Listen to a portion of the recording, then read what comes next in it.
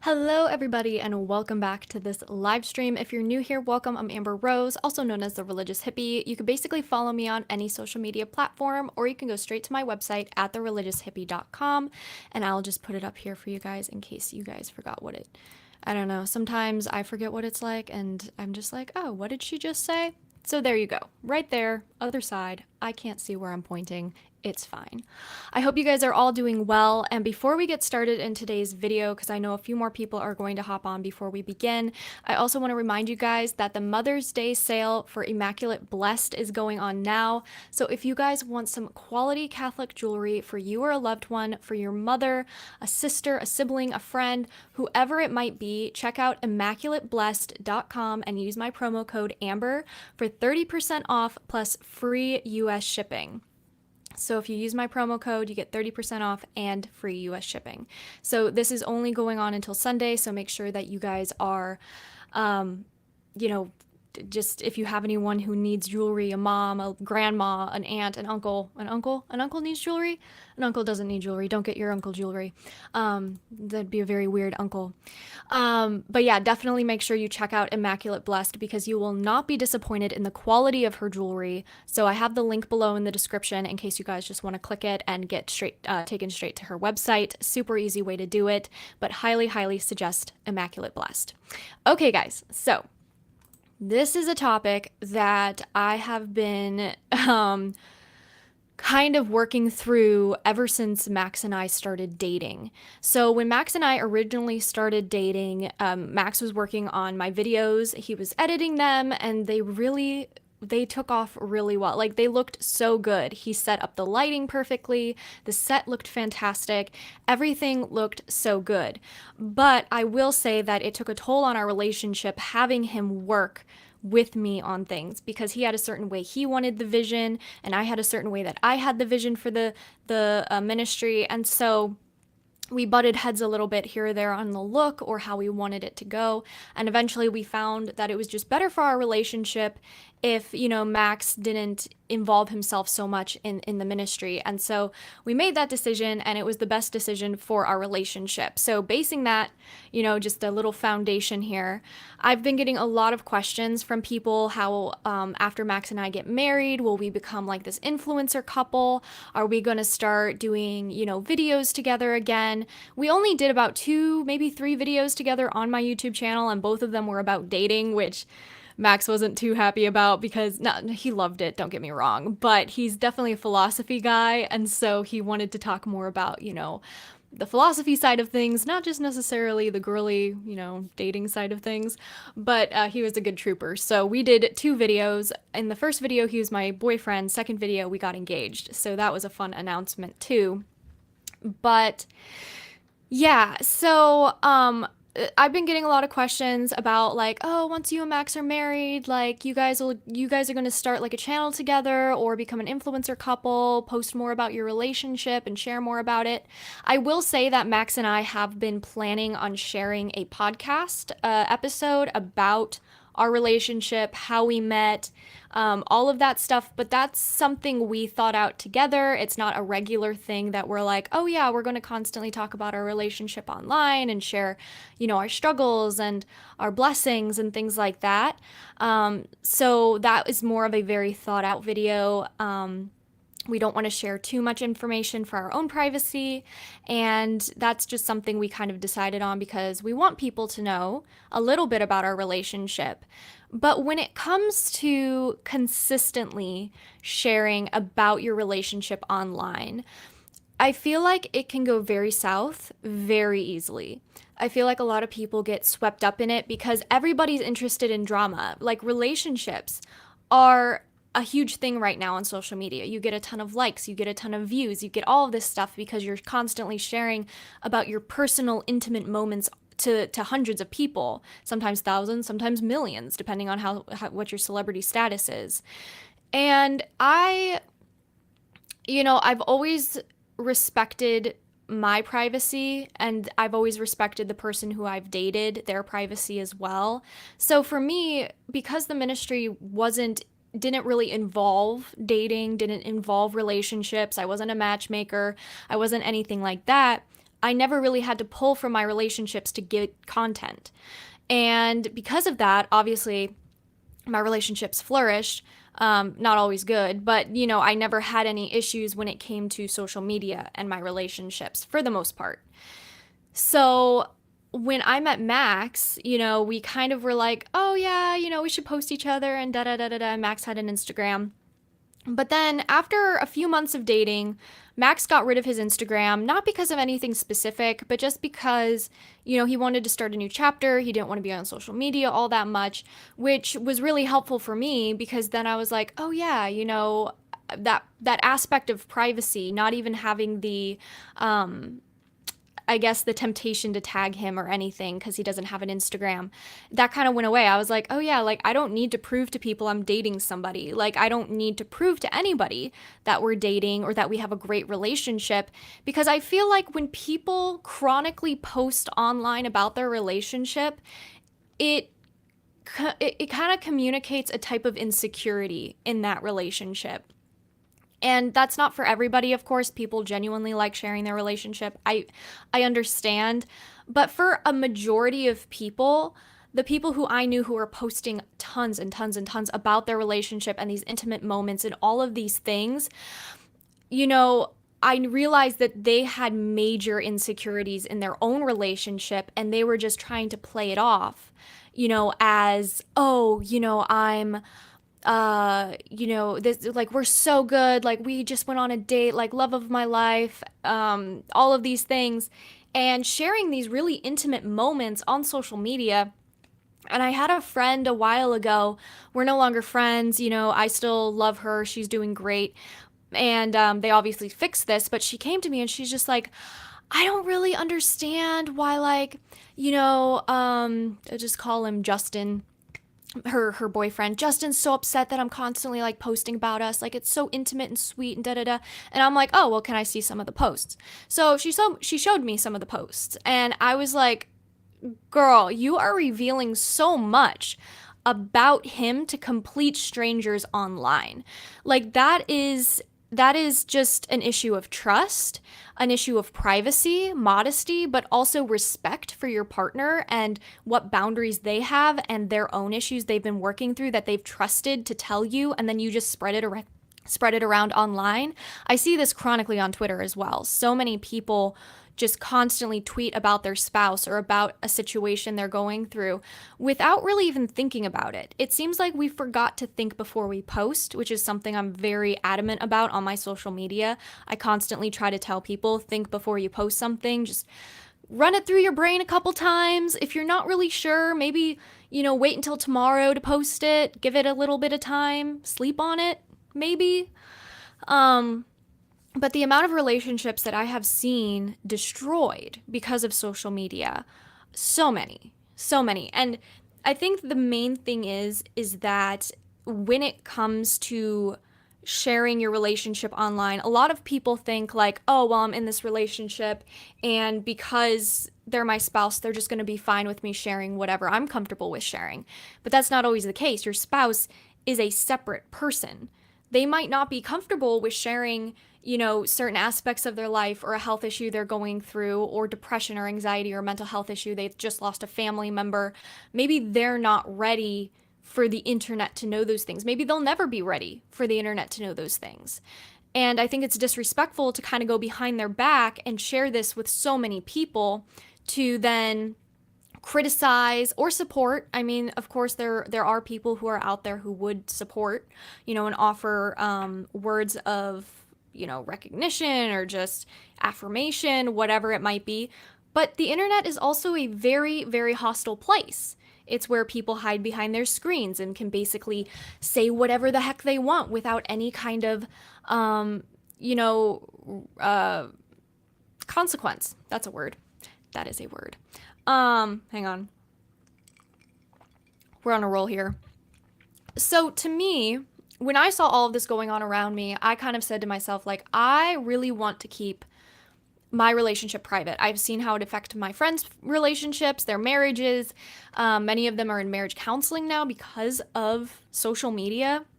which I just think is, of course, like, so glad they're getting help, but how does it get to that point, where your relationship now needs intervention because of social media?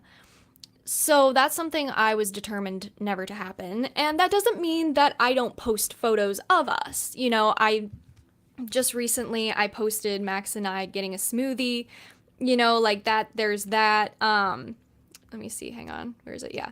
There's that. I just posted that recently. But it's the main thing being is that I don't share anything of importance of our relationship. I shared us going for Easter Vigil.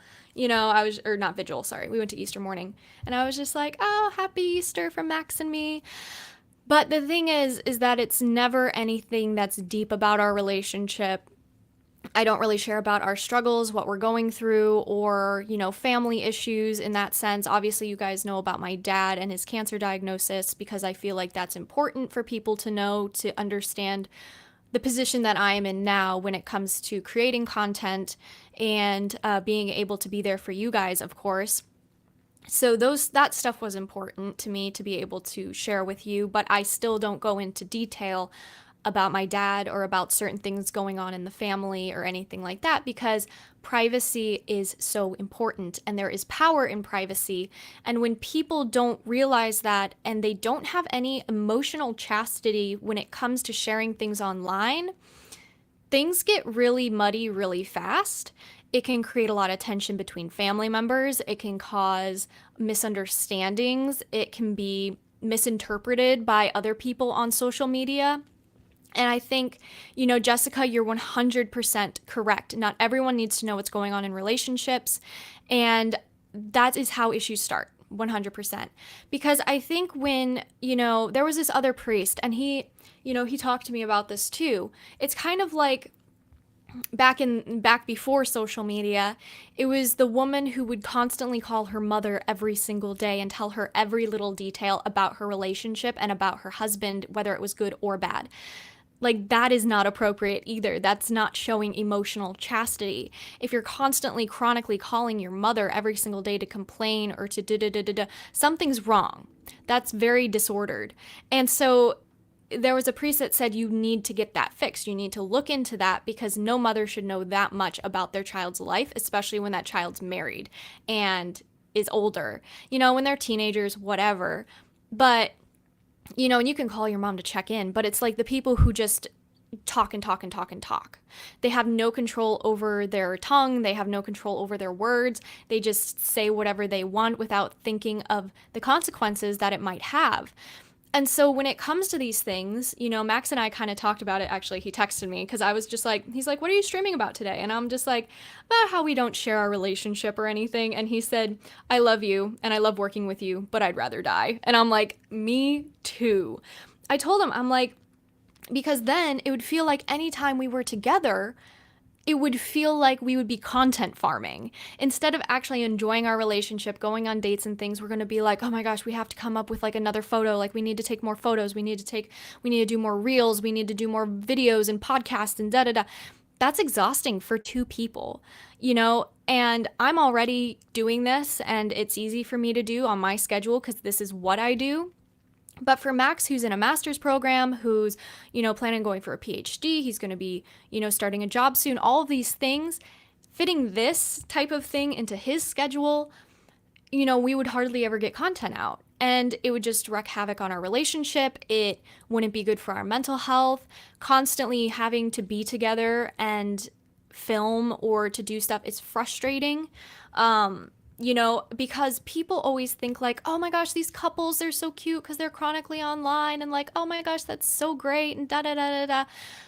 But have you ever thought about behind the scenes? Maybe the husband doesn't want to film that day and the wife is making him. Like, it can cause resentment, it can cause issues. And if you're relying on that for a source of income, then you both feel this pressure to continuously keep up. Now, I don't make a whole lot of money. In fact, I make barely any money doing this because honestly, it's something God's called me to do. It's not something that I'm like, oh, I'm going to do this because like I'm going to put out my content and I'm going to do it. It was a complete accident when all of this happened. So for me, I'm like, well, I'm going to fit this in. because it's important to me, it's important to you guys, it's bringing souls to God, which is the main thing, right? We want to bring people back into the church, and none of that has to do with relationships or dating or things. I've done dating videos before, but the main purpose of my videos is to educate people and to talk to people about my own situations and what I've gone through and how I'm dealing with it, and not about relationships or dating or what Max did the other day or what Amber did on Thursday or, those types of things. Like Alex is saying, oversharing is a thing, and I think our society, especially with social media and being online all the time, has an issue with oversharing. And I think that is, when it comes down to it, there is a balance. Like I said, I'll post every now and then about Max, but just a little photo. We'll take a selfie or something. I'll post it, like something fun. But I never share anything about our relationship, because when you start sharing your relationship online, you then start to get people who are giving you unsolicited advice. Solicited advice? Whatever. And that can get messy, because then you start taking into account these people's opinions on your relationship, and your significant other probably doesn't even know that you're thinking about these things, but they're like, oh my gosh, he looks a certain way, he acts a certain way, he's this and that. And then you think, is he? Does he? Is that weird? Is that, like, what should I do? And then you're conspiring against your partner. Like, that's not okay. And the same thing goes for men. Like, men might post their woman and other women might be like, oh, you could do so much better, da da da da da. But then either way, it doesn't cause a good reaction. He might get super defensive or, I don't know. But the point is that when you start getting unsolicited advice, things start to get a little crazy, because then you start thinking about these things and they get into your head. And I mean, I've just seen it happen to friends so many times where they're just like, I had another friend a long time ago, but for the sake of it, she goes, Paul, we'll call him Paul. Like, oh my gosh, these people are saying this about Paul, and it's like, I don't know if they can just tell that from just a photo and like a couple reels we've done, but they're saying like, he looks like a player and he's probably cheating on me because of like how good looking he is compared to me, and da da da da da. And I'm like, whoa, we'll call her Becky. Whoa, Becky. Like, I'm sure Paul and Becky, what a duo. Sounds like a couple from the 60s. Like, you're letting these people get into your head and put things there that are not true and haven't been proven to be true. Because when people start to, conspire and suspect and do all these things, they can really get into your head. And then you start thinking, well, what if? But the issue is that's not based on any proof. People are going to throw accusations at you all the time. People are constantly going to assume things about your relationship, about you. That's just a part of being online. I mean, I learned that. I was dragged through the mud on Twitter for wearing a blue dress. You guys remember the modesty discourse? That was... I don't want to talk about it. I'm just kidding. It was really funny, actually. But the thing is that no matter what, people are going to make assumptions about you, and marriage is hard as is. So why make it even harder by letting thousands, millions of people potentially have an opinion on a relationship and a person they've never met before? Why would you open your relationship up to that type of attack?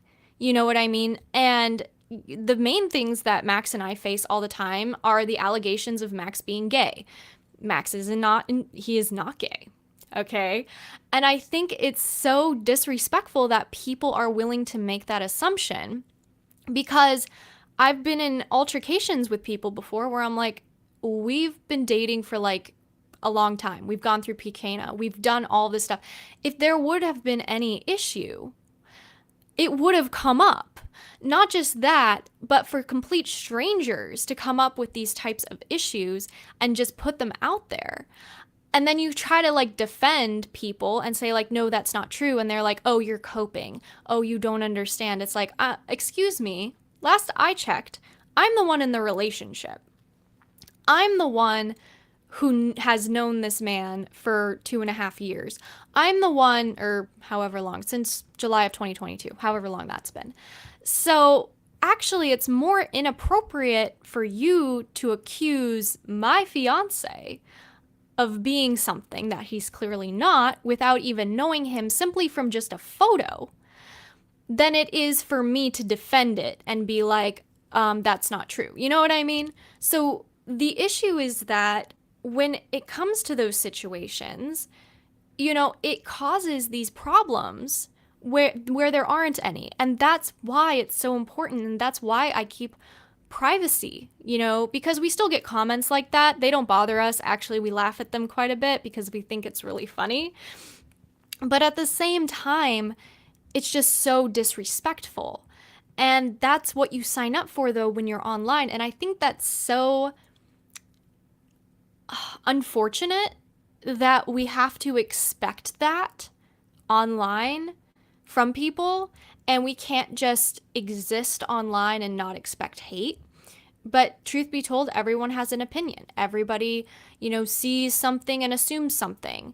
And I'm guilty of that too. I've done that before. It's not like I'm exempt from that. I'm definitely in that line of people. But the difference is when you think something and you're just like, well, that's weird, but whatever, versus actually having the gall to type something out to another person about a private situation. And I think that's when oversharing comes in, because then, hang on, coffee break. Delicious. Because with oversharing, what ends up happening is somebody overshares about something. Another person is like, I don't know if this was the best thing to share, because you're going to get a whole bunch of perspectives and opinions on this specific situation from people who haven't been in this situation before, who don't know you or what you're going through. So you're probably not going to get the best responses, so to speak. And then the other person tries to defend their oversharing, and it's just this cycle, and it's really hard to try and not call out, but just become aware when you're oversharing, like trying to become aware of your oversharing, and when other people do it, and just privately messaging them saying like, hey, social media is like a really interesting place to be sharing these views. Is this something you would be comfortable with? Like, have you thought about how this might affect your relationship or your family or whatever? And one of the biggest things is when people use their relationship and their children for clout. That is the most horrendous thing that I can think of. And I have seen tons of people do it. I have seen close friends do it, and I've called them out on it, and they're like, 100%, you're right. No, I get it. Thank you for bringing it to my attention, because I had no idea, but now that I'm thinking about it, like, I was totally doing that. And sometimes it's not on purpose, right? Sometimes it's subconscious. Sometimes we're like, oh, well, this one post of me and my husband got so many likes, so I'm going to post another one and share some more interesting, because we have to keep going. When we start off with something and it gets a lot of likes, we have to keep going to the extreme and sharing more to keep people hooked in and to keep people interested in our content. And that can go down a very slippery slope very quick.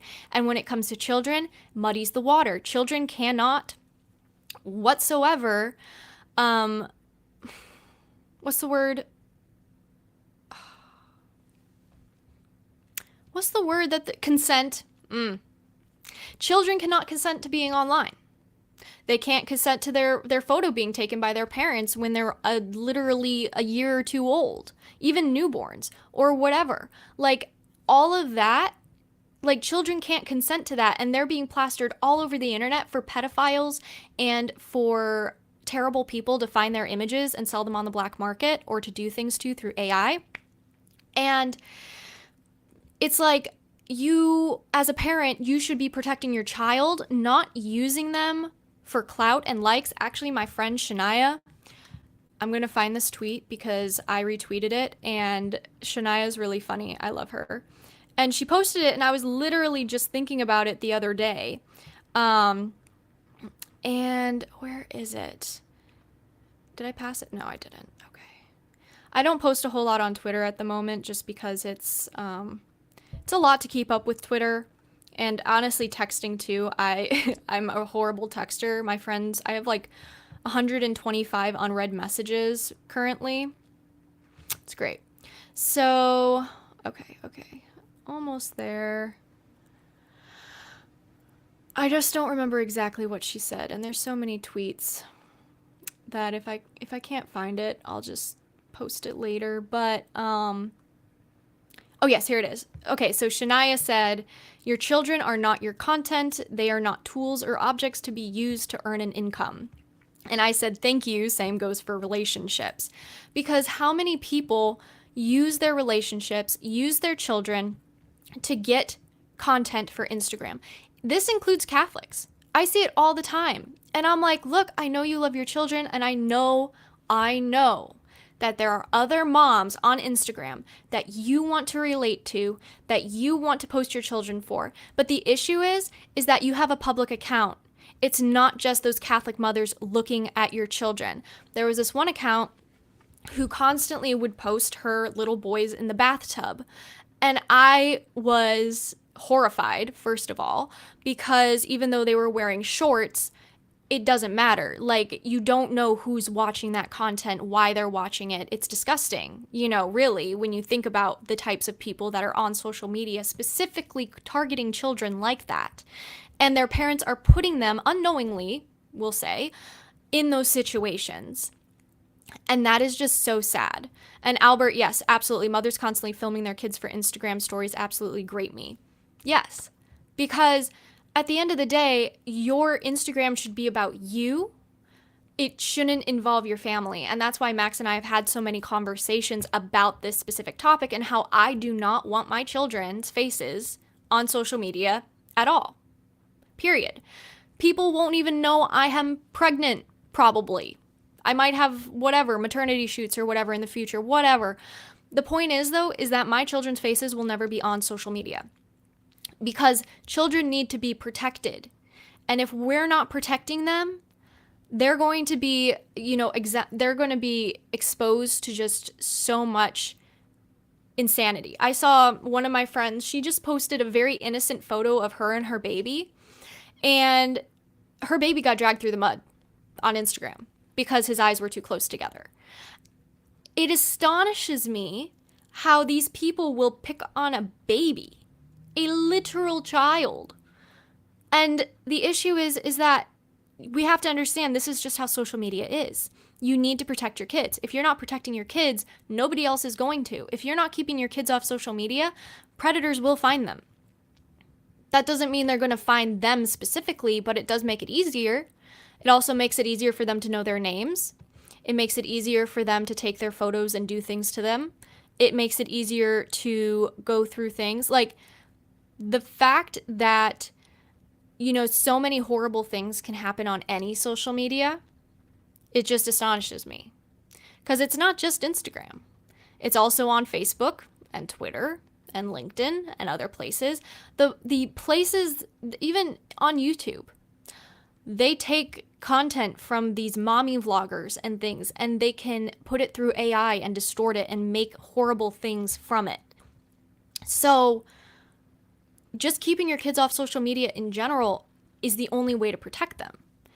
But a lot of moms, a lot of people, dads too, I guess to an extent, will make the excuse, oh, but it's like, you'll have that anywhere. And I don't know, I already introduced them, so their photos are already out there, whatever. It's like, protect your kid. Who cares? Delete the photos. And if you do want to post photos of your kid, blur out their face. Put a little star over it. Do something. Because at the end of the day, your children's well-being should be a top priority. It shouldn't be, oh, but I get so many more views and likes and clicks and comments and da-da-da when I post my kids. Okay, that's not always a good thing, right? And if we're constantly just putting our children in harm's way so that we can get content, like that is so messed up. And yes, 100%, people are broken, angry, bitter, careless with their comments. People don't have the Holy Spirit, can say hurtful things simply because they're hurting and want someone else to be hurt. The issue is they go after the vulnerable and they try to go for the jugular basically, which are usually children for families. If a mother posts a photo of her child or something, most of the time they insult the child. Sometimes the mom, but most of the time the child, because they know that's what's going to hurt the mom the most is if they just poke fun at the child.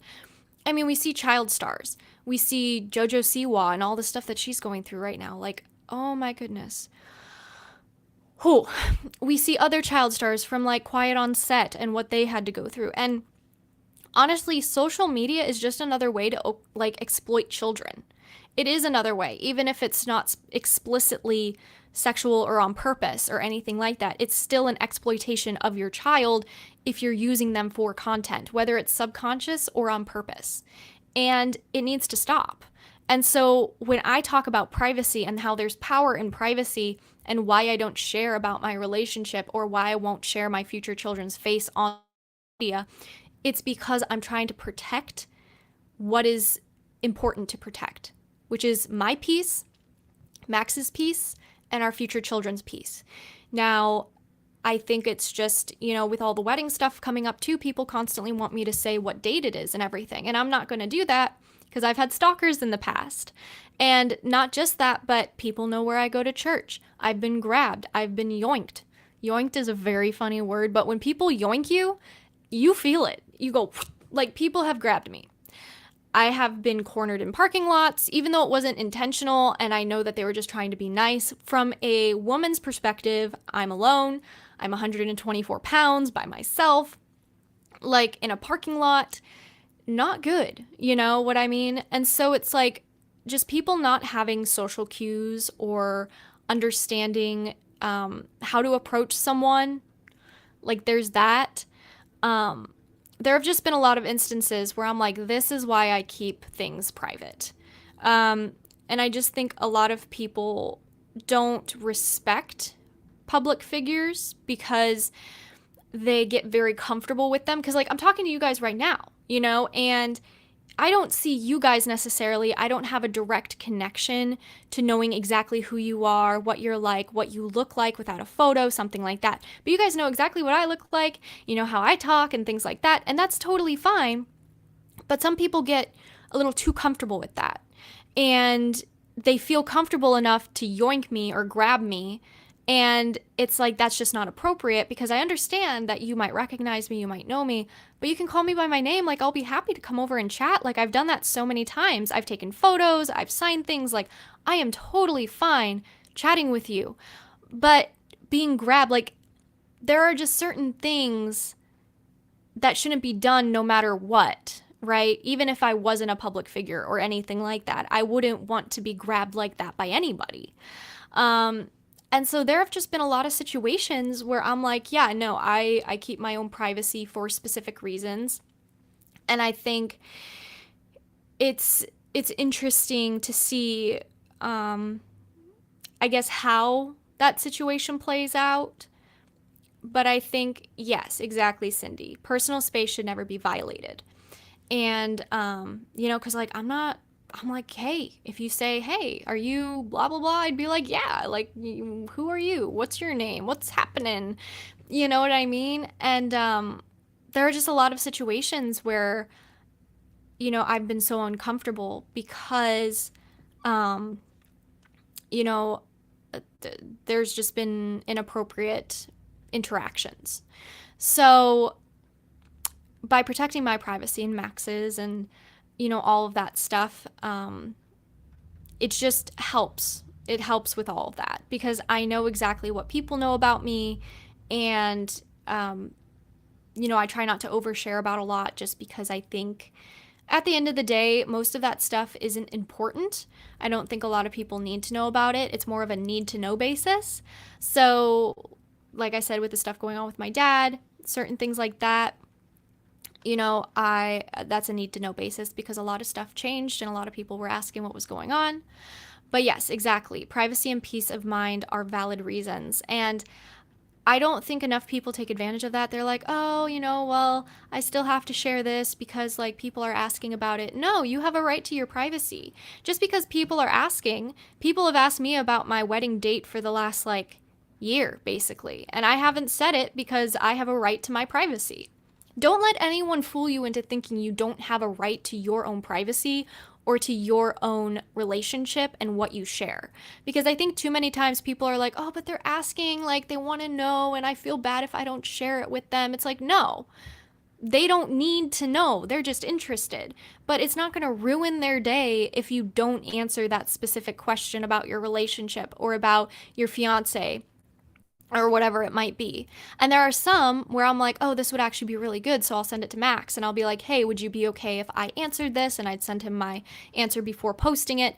But that's rare. I think I've done that twice in like the whole year that we've been, going through pre-Cana and all of this stuff. So for us, it's important that we're like, are you comfortable if I post this? Da da da da da. And for the most part, we are. There have been very few times that it's like, maybe just cut out that part. Maybe don't share as much about this. But even then, it's very small because I respect our privacy and I already don't overshare. So I definitely think that just there is power in privacy. Just remember, you don't owe anybody anything, especially if you are a public figure, you're online a lot. Remember that, you know, some people have good intentions, but others don't. And it's not only the good people who are viewing your stuff. Keep in mind that there are people out there who don't have the best intentions. And they are also going to be viewing your stuff. They're also going to be viewing, your children and things of that nature. And so just always remember that there are going to be predators online and they might masquerade as somebody else because it's so easy to pretend to be somebody else. But your first and your foremost concern should be for your relationship and for your children. And I think when it starts getting muddy and you start oversharing about your relationship, you start sharing about your children too much, or in general, it gets difficult really fast and it causes a lot of problems. And to just avoid those altogether, don't do it. Just don't overshare. And if you can, don't share it at all. People don't need to know. It's a need to know basis, like I said, with a lot of situations. So, yeah. I can take a little questions now. I probably can only answer questions for about 5 minutes. We're going to go pick my aunt up from the airport because my bridal shower is this weekend. So there's that. But I can answer like a couple questions. What age will you want your future children to have a phone? So I'm totally fine with them having a flip phone or like a dumb phone type of thing. But when it comes to like a phone, yeah, probably like 18. They're not going to have social media. They're not going to have any of that because I got social media when I was about 13 or 14. That's right when social media started becoming a bigger thing. Instagram still had its old icon, which was like a brown radio or something like that. And it just started taking off. So there wasn't a lot of information out there on it or anything like that. But there was just a lot that happened when I was a teenager that could have been avoided if I didn't have social media. So, yeah. I don't know. I don't know how many kids we plan on having. We'd like to have 4 plus, but we'll just take whatever God gives us. And homeschooling, I think homeschooling is great. I was homeschooled. I'll definitely be homeschooling our children. Max and I already agreed on that, just because we both have horrible experiences with public schools, private schools, things of that nature. And then if they want to go to high school, I feel like, we'd scope out a good private Catholic high school. We'd actually be like, okay, what are you teaching them? Like, do you have who's running the school? Like, what are your guys' views and morals? Because we don't want our kids to have to deal with like the pride stuff in June or whatever it might be. So yeah, so that's that. How did the homeschooling work? I really want to we're going to take, for Max and me though, we're going to take a few different types of homeschooling and kind of mash them together. Like the Charlotte method we'll take, and then there's a few others. We're kind of just picking and choosing from a bunch of different types of methods and curriculums and creating our own, because we also want to make sure we're giving the children what they're interested in, not just what we want them to be interested in, because kids tend to learn a lot better that way. No, teachers did not come to our house. We didn't have any tutors. My mom taught us for the most part, and then we taught ourselves, and it turned out fine. Kids have a good work ethic when they're young for the most part. You just kind of have to keep them on task. But yeah, it's not too bad. When you're growing up, you learn things, and I'm sure there are a few things I would do differently with my own kids, but for the most part, homeschooling was really important. So, yeah, homeschoolers unite. We love it. Yeah. So, anyway, guys, I gotta hop off. I don't even know if that was 5 minutes. I apologize, but I do have to get dressed to go. So, I hope you guys have a great rest of your day. Thank you for tuning in. Don't forget to check out my official website at thereligioushippie.com. Also, don't forget about the Immaculate Blessed sale. You can get 30% off plus free US shipping when you use my promo code Amber. You can find the link in the description below. It's for the Mother's Day sale. So if you know anyone who needs some quality, beautiful Catholic jewelry, definitely go check her out. And yeah, I'll talk to you guys in the next live stream. Bye, guys.